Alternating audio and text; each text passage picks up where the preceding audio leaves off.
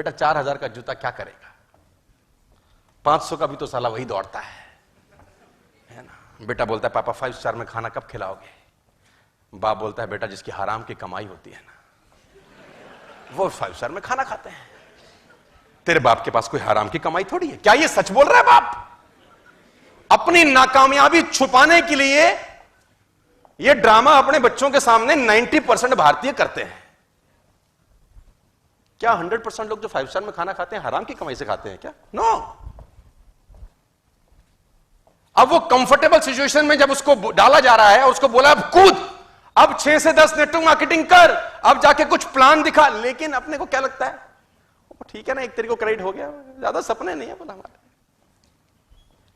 और कहानी गड़बड़ कब होती है दोस्त? तब जब होता है ये, if you taste success you get trapped in comfort zone.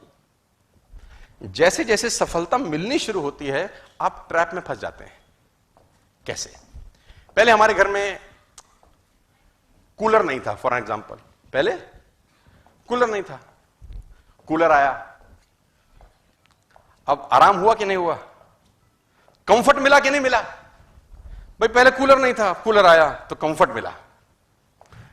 Inverter नहीं था, है ना, तो लाइट जाती थी तो हाथ वाला वो होता था फैन, उसको अपन लोग झलते थे, तुमको याद होगा अगर, तो कुछ लोग अगर मेरी तरह गरीब परिवार से हो तो हाथ वाला पंखा, है ना। फिर इन्वर्टर लग गए तो लाइट कैसे जाती है आजकल बच्चों को नहीं पता। भाई आजकल बच्चों को तो पता ही नहीं कि लाइट कैसे जाती है, पंखा बंद कैसे होता है, पता है आजकल बच्चों को? नहीं। हमारे टाइम पे तो साला रात को 1 बजे है वो कूलर चलते का तक,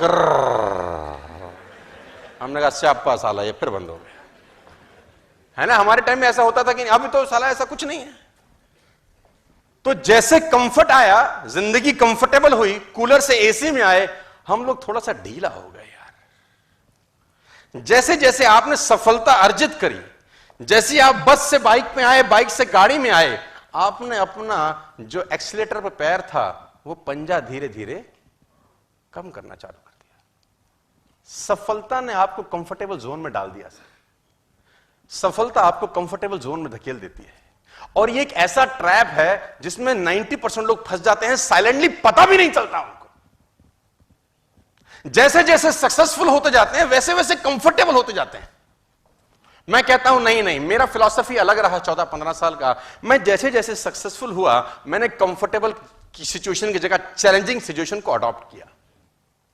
जैसे जैसे मैं कंफर्टेबल हुआ मैंने चैलेंजिंग सिचुएशंस को अडॉप्ट किया। फॉर एन एग्जांपल, मेरे पास स्कूटर नहीं था तो मैंने स्कूटर लिया, मेरे पास स्कूटर के बाद गाड़ी नहीं थी तो मैंने गाड़ी ली, मेरे पास गाड़ी नहीं के बाद घर नहीं था तो मैंने घर लिया। मैंने क्या किया, मैंने अपनी जिंदगी में एक बोझ बढ़ाया। हमेशा मेरी सफल होने का मुझसे कभी कभी बहुत सारे लोग पूछते हैं इतना काम क्यों करता है रे बावले, लगा हुआ है सुबह से रात तक, इधर फ्लाइट पकड़ता है, उधर जाता है, उधर से उतरता है, इधर उतरता है। इंडिगो में नीता अंबानी के बाद फ्लाई करने वाला मैं ही आदमी हूं।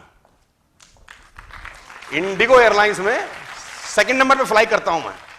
तो लोग बोलते हैं इधर से उड़ता है उधर आता है, एयरपोर्ट वाले बोलते हैं तेरे पे और कोई काम नहीं, उड़ता उतरता उड़ता उतरता उड़ता उतरता। तो हमने कहा सिंपल फिलॉसफी है, रॉकेट से पूछो क्यों तेज चलता है, तो रॉकेट बोलता है तेरे पिछवाड़े में लगेगी तो तुझे पता चलेगा कि क्यों तेज चलता है।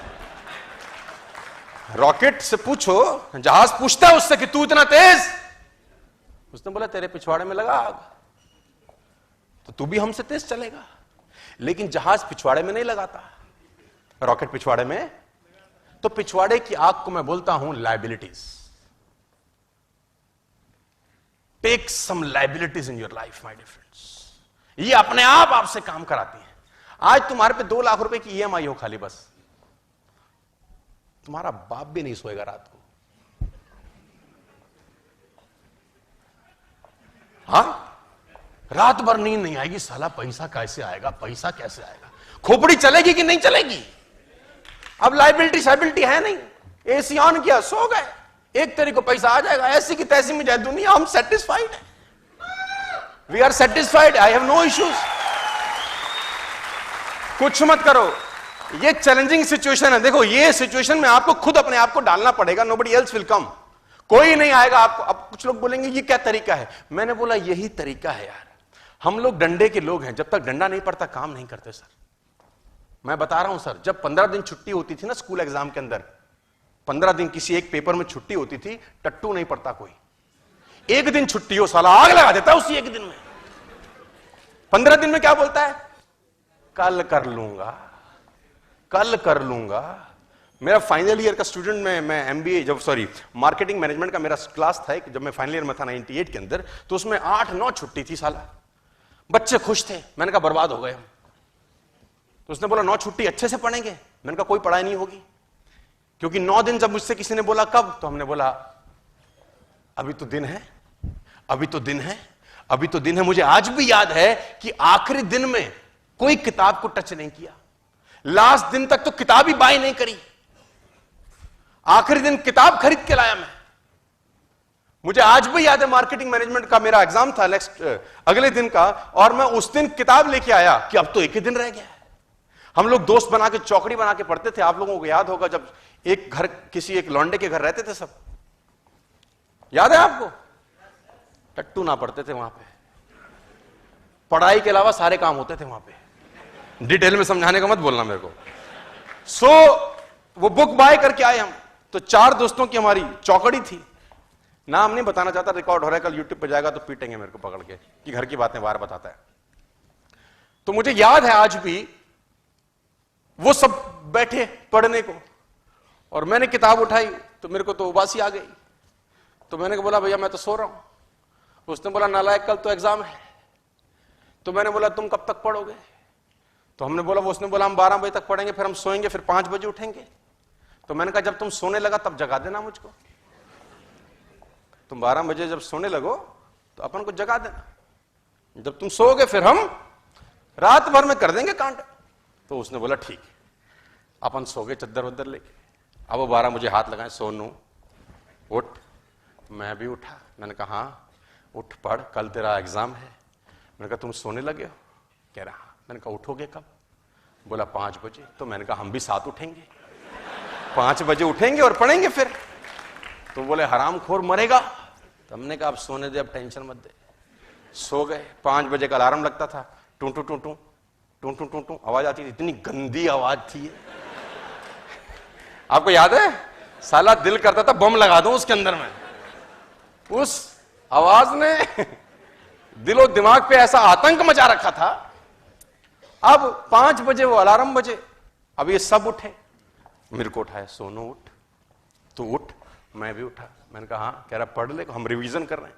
मैंने किताब उठाई 5 बजे। मैंने कहा जब पूरे साल कुछ नहीं हुआ, अगले 2 घंटे में क्या उखाड़ लेंगे हम, सो जा। अपन फिर सो गए। तो जब वो दिन ज्यादा होते हैं तो आदमी क्या हो जाता है, कंफर्टेबल हो जाता है, और उस कंफर्टेबल सिचुएशन में उसकी ऐसी की तैसी हो जाती है। My dear friends, a ship is always safe in the harbour. पानी का जहाज हमेशा सुरक्षित बंदरगाह पे होता है, लेकिन वहां रहने के लिए बना नहीं है यार। पानी का जहाज बंदरगाह पे ही सुरक्षित होता है, दुनिया कहती है, लेकिन वहां रहने के लिए बना नहीं है। रहने के लिए कहां बना है?